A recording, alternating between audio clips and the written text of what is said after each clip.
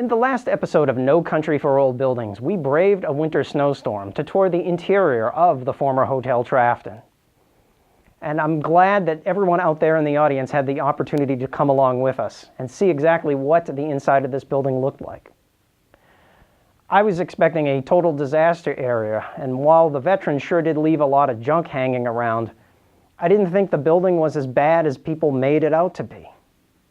Unfortunately, you're going to get dead pigeons lying around when a building just sits there vacant. But as I walked through the building, I wondered, geez, I could imagine this being a dorm room for some college.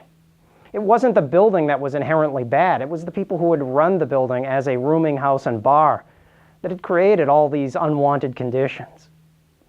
I'm glad that there were some people who actually respected the building's history who got a chance to walk around and tour the building. And some of the rooms were very confusing. They were very small, and I wondered, was this the original layout? Were these the original hotel rooms? In a newspaper article, Scott Hausman had said that the building's interior had been eviscerated. But I didn't really get a sense of that at all. I looked at these rooms as being rather plain, and I imagine they probably would have looked like that back in the day. To tell you the truth, I didn't really know what I was looking at. Were some of these walls put up in the last 10 or 20 years, or were these the original sizes of some of the rooms? Richard Sims seemed to think when we took that tour that, well, some of these rooms would have been small. Another impression that I got was this is like a giant house on steroids, with some of the hallways that are winding and some of the structure of the building, especially that cellar, reminded me of my mother's house, and it reminded Richard of his mother's house too. I found it to be a very interesting place, certainly not without its challenges. But I thought to myself, we're a creative community. Why can't we all get together and figure this thing out? All throughout this whole situation, going back even all the way to 2007, there have been people saying, well, the building has been altered so much, it's not historically significant anymore, it's lost its integrity. And yet here we've been saying, no, the building does have historic significance. And every time we've been backed up by the Massachusetts Historical Commission and others saying, you know what, there's enough of this building that survives, it is historically significant, and it should be preserved. And now the situation is, it's no longer about the press box. It's about the fate of a district. There are a total of 11 buildings in the Beverly Depot National Register area nomination. And there are a few other structures too. Now for a National Register district, it's rather small, which means every little piece of the puzzle, every historic resource you see in this area is very important. And the loss of one would be a big impact. But not all the historic resources are created equal. Basically, the Massachusetts Historical Commission said that the box factory building on its own is not historically significant enough to really get wind over historic tax credits, that you need to create a historic district here in Beverly. And then that can be included. The nomination for the National Register district here at Odell Park also includes structures like this railroad bridge over here. If you could take a look now, it has a walkway for the MBTA's garage placed on it. Another historic structure listed on the National Register nomination was this granite retaining wall. And the last structure to be listed is the fence over at 45 Broadway. They said although some parts were missing, that it still retained enough of its original fabric to be considered historic. Also added to the National Register nomination is the Beverly Manor apartment building. Now Bill Finch of the local Historic Commission said that buildings on Broadway should really be part of its own separate district. But the Massachusetts Historical Commission felt that this large apartment building was an example of development that took place here in the late 20s and early 1930s. So it was added to the nomination, along with 45 Broadway.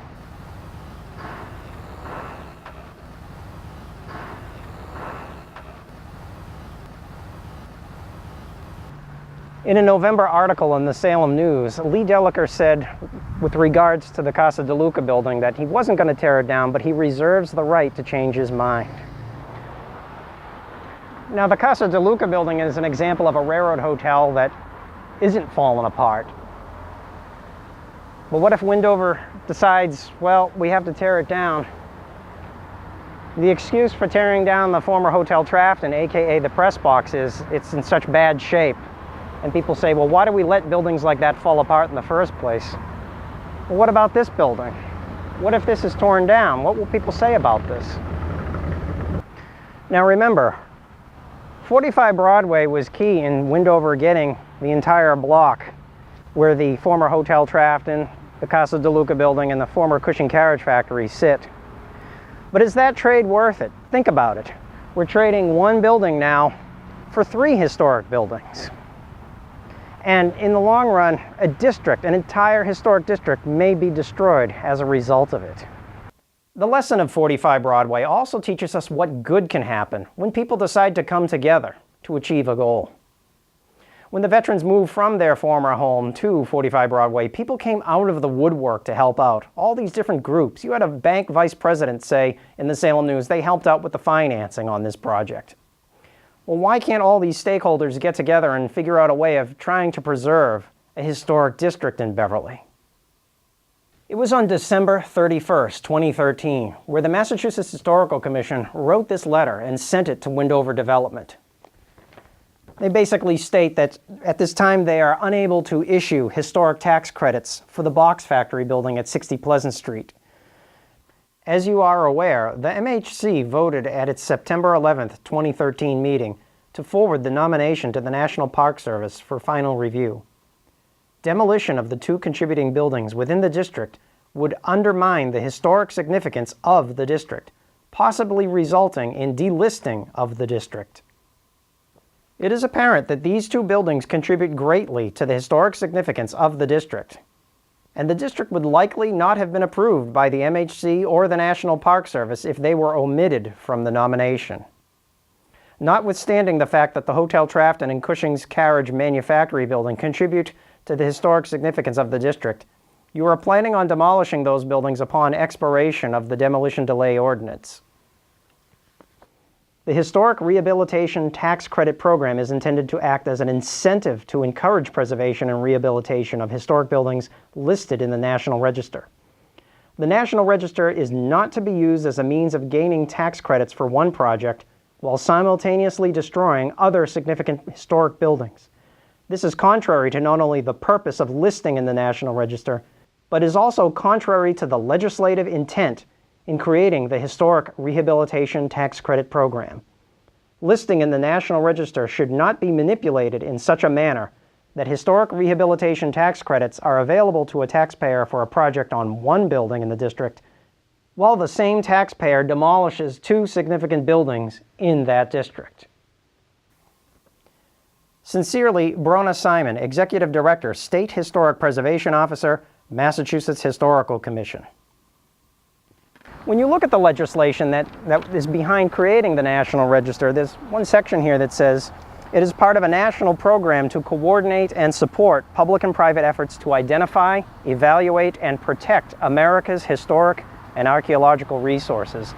Really, the spirit of the National Register of Historic Places is to make sure these buildings, which are considered important, they're part of the nation's history, aren't torn down. It's a statement saying that maybe we should really work hard to try and save these because in the grand scheme of things, they are important to the history of this country. Now, what the Mass Historic Commission has said is that on its own, the box factory building is not eligible for historic tax credits, that it's on the periphery of this district and it's not historically significant enough. It's a big brick warehouse.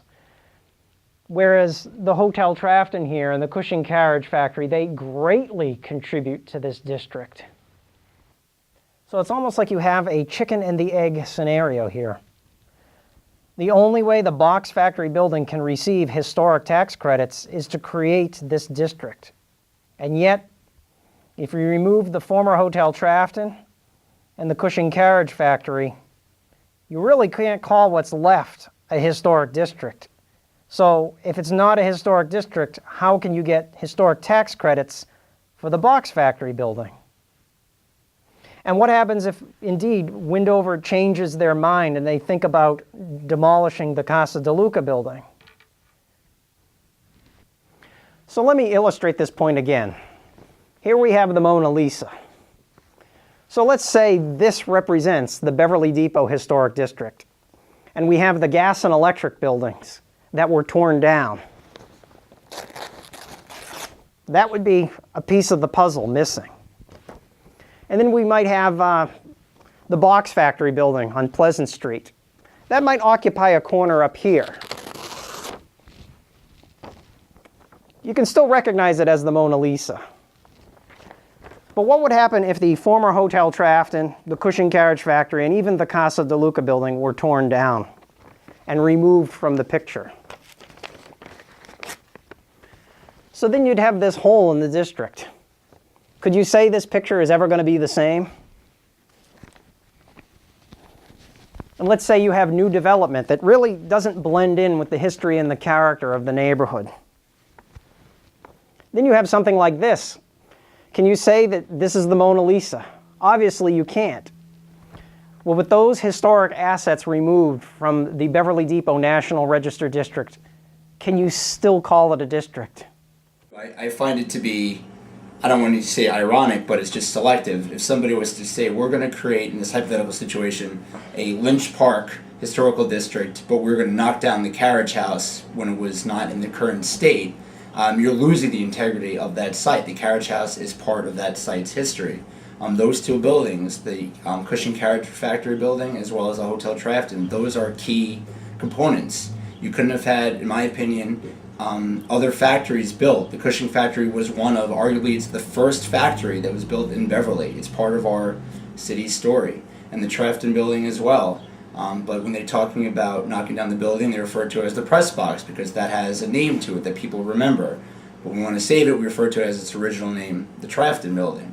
So I think it's part of their PR move that if we refer to it as the press box, no one's going to want to save the press box as a bad reputation. But you're denying that site its history. It's like opening up a book and ripping out some of the key chapters of the middle. You're not telling the full story. Also submitting comments to the National Park Service was a historic preservation consultant who actually lived in Beverly and did a lot of work for historic preservation in Beverly. It was actually part of the first iteration of Beverly Main Streets. He basically said in his comments that we have it all in this district right here with the resources that we have. He says that you can imagine President Taft getting off the train from the steps on the post office if you stood right on those post office steps. He also notes that with this nomination, something seems to be amiss, that the spirit of preservation really isn't there, and that maybe we should all work a little bit harder to preserve these assets. He says in his comments that Beverly deserves no less. Now, there's an interesting philosophy behind that. There's a noted historic preservation consultant named Donovan Rykova who says that in his 30 years of work dealing with revitalization of different downtowns, he has not seen a single case of revitalization working where preservation wasn't key. What does that say about what we're doing here in Beverly? One of the reasons why this historic landscape is so important is it's probably the first thing that many people visiting Beverly see, especially if they get off the train. You know, if you look around, where is the Balch House from Odell Park? Where is the Hale Farm? Or even for that matter, where is the Oracle? What will visitors see when they arrive in downtown Beverly? You know, when Kennedy Smith was drawing up her Downtown 2020 plan and she gave a talk to Beverly Main Streets and to members of the public, she said that people are drawn to historic buildings. I think what we have here in downtown Beverly is really an asset that shouldn't be tossed away like this. I remember Kennedy Smith also saying that historic buildings are a way for a community to hold on to its uniqueness, to say that we have something here that no other community has. And I think that's certainly true of the Odell Park area. You have a historic and beautifully preserved train depot. Right next door are two historic railway hotels. And then you have a park that was created by the Eastern Railroad and later donated to the city. What other community on the North Shore has that? Railroad hotels are a very rare thing. You almost never see them around. And then to find them next to a historic train depot, that's something in Beverly I think we should be promoting. We have a ready-made railroad district. A couple of days later, Lee Delacour actually wrote back to Bronagh Simon with his response. Dated January 6, 2014. I understand that the Commission will not certify the pending application because Windover Development, LLC, is exploring the possibility of demolishing the buildings at 9 Park Street and 142 Rantoul Street, 2 buildings in the proposed Beverly Depot Odell Park National Register Historic District, as part of a larger redevelopment project. Although it is true that the preferred development plan would include demolition of these heavily altered and structurally deteriorated buildings, in light of the Commission's position and its implication for the pending tax credit application, I have concluded that the buildings must remain. And with the approval of this district, realize that utilizing state and federal historic rehabilitation tax credits may make rehabilitation possible. I am hopeful that the Commission will now approve the pending application without delay. So what does all this mean? Well, some people will say they're going to fix the buildings up. Others will say it's a really loaded phrase. What does the term "the buildings must remain" mean exactly? Remain for how long and in what condition? At any rate, when Windover says the buildings must remain, I guess that is a key that unlocks the door to the historic tax credits that they have applied for, because it leaves the impression that indeed they are serious about keeping this district intact. Shortly after Lee Delacour wrote his letter, the Beverly Depot area was added to the National Register of Historic Places on January 8, 2014. In a previous episode of No Country for Old Buildings, we actually had interviewed Lee Delacour, and he said, "These buildings are creating some serious challenges for Windover, but they are trying hard to do the right thing in this situation." I think what really needs to happen is people need to stop running away from the history of these buildings. We've already demonstrated in previous episodes that, if you explain the history and why these buildings are so important, people tend to get it. The demolition delay hearing showed us that people from all walks of life came out to defend the history of the Beverly Depot area. If we don't have preservation now, then when? When we lose a district? I'd like to think the stakeholders of Beverly could take pride in saying, we preserved Beverly's history, we saved a National Register district, rather than have these structures torn down and a new place built on top of them. And then we would say, well, this new development is built on the ashes of what could have been a district. When Windover was building their Depot Square apartments over here, they had to tear down Pazzini's Market. You didn't really hear preservationists complaining about that. When Windover knocked down the Enterprise Rent-A-Car facility and built their Enterprise Apartments, again, you didn't hear this argument from preservationists. We need to save what was here before. It's just like at the Burnham Street Apartments with the Kelly Nissan dealership. That whole facility was torn down for the Burnham Apartments. And again, you didn't hear preservationists complaining about it. So when they talk about maybe we need to balance the concerns of preservation with new development, so far, every development in Beverly has been new, has laid waste to what was here before. I think what we have next to the Beverly Depot is very special, and we should be really thinking hard about saving those buildings. The trouble with a lot of historians is they're too comfortable just settling for old pictures of things. It seems like some people in Beverly are telling people like me and Richard Sims, please let us destroy history just this once, and we'll promise we won't do it again. We'll have an interesting conversation, and we'll try to do better next time when this issue comes up. Well, you only get one chance to save a historic building, and when it's gone, that's it. And now, as we've said, you only get one chance to save a National Register district.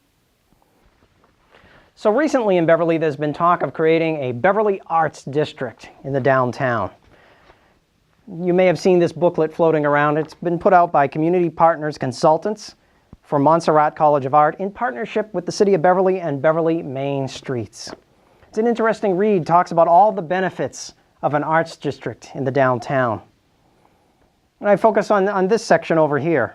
An arts district can give downtown Beverly a stronger cultural identity and reinforce the variety and richness of the creative life of the city. The cultural district would help rehabilitate empty or underutilized buildings and put vacant properties back on the tax roll. It would serve as a destination point for citizens and tourists, as well as be a catalyst for further cultural and economic development for the city. So here we have yet again another master plan that talks about rehabilitating buildings and keeping them around, finding new and creative uses for them. Well, do words mean anything in Beverly? You know, it's Windover Development that is heavily involved in Montserrat College of Art. I believe Lee Delaker is actually a trustee of Montserrat College of Art. And the two former railway hotels and the Cushing Carriage Factory, they fall within this district. Recently, there's been talk of applying to the state itself to have this district recognized, and that would open up funding and find creative new sources of funding to rehabilitate buildings that may be a challenge. But do words mean anything in Beverly? We have all these different master plans that say what we should be doing is adding properties to the National Register of Historic Places, that we should be creating new historic districts. Whatever happened to that? Here, right now in Beverly, in 2014, we are considering demolishing a National Register district only a few months after it was created. You know, there are certain things that happen in Beverly that just don't make any sense to me. I look at the development on the waterfront. For about 20 years now, people have been talking about it, and there have been certain groups of people that say it has to be this way. Other people have said, no, we want to do things this way. And then in the end, here we are 20 years later, back to square one. You look at the Memorial Day parade that was canceled last year in 2013. They said that, well, it's because the older veterans couldn't walk, but the real reason was that people have sort of lost interest in attending these events. Now, I love Beverly too, but I view that as a source of embarrassment, and there are people who are trying to right that wrong. But it doesn't make any sense to me when you can get all these crowds of people to see Angie Miller and attend a block party, but no one really wants to show up for our veterans and our fallen war dead. There are certain things in Beverly that do rub me the wrong way, and we shouldn't be afraid to admit that some things that happen in Beverly just don't make any sense, and maybe we should all get together and figure out a way of correcting this situation. We have many historic assets here in this newly created National Register district. Shouldn't we be working to protect this district instead of seeing it fall by the wayside? We have a new mayor in Beverly, Mayor Cahill. He's promised transparency, listening to other people, getting together and trying new ideas. Well, what we are faced with here in Beverly is losing all these historic assets and a National Register district. I think that's a source of embarrassment for this city. And I'd like to see everyone, all the stakeholders, maybe put in a little bit more of an effort to make sure that that doesn't happen. But local history, I would say, is an endangered species. We need to teach, city residents, young and old, the value of their city. And once you see that, and once people have a value in where they live, they're going to start to see people taking more pride in shopping downtown or picking up a piece of trash on the street, having a sense of civic pride. So I would say that we are endangering, the next generation of Beverly residents if they don't know what was, part of Beverly's history about being this, one point industrial part of the North Shore, or the Hotel Trafton's connection to the railroad industry. So that's all the time we have on this edition of No Country for Old Buildings. I'd like to thank you for watching. Hope you enjoyed it. And remember, if you want to check out any of our episodes, you can search for this program on YouTube and watch us anytime. And if you like what you see on this program, do like us on Facebook. If you go to the Facebook page for this show, you can find different articles on the benefits of historic preservation. You can find old episodes. You can even communicate with us on the show and keep the conversation going.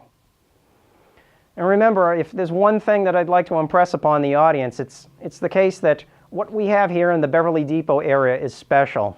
And this really isn't about one or two buildings anymore. It's about the fate of an entire historic district.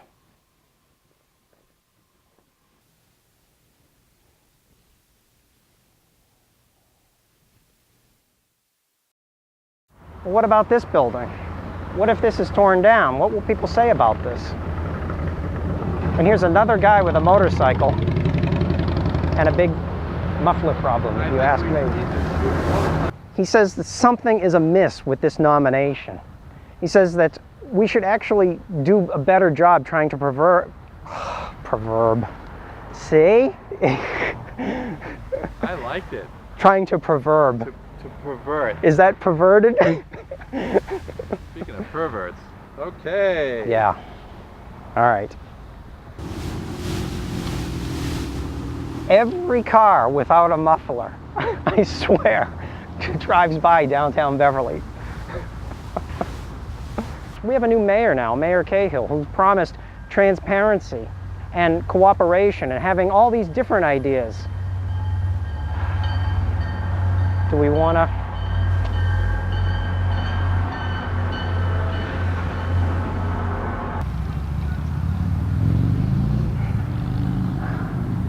And this is like deja vu with these motorcycles here.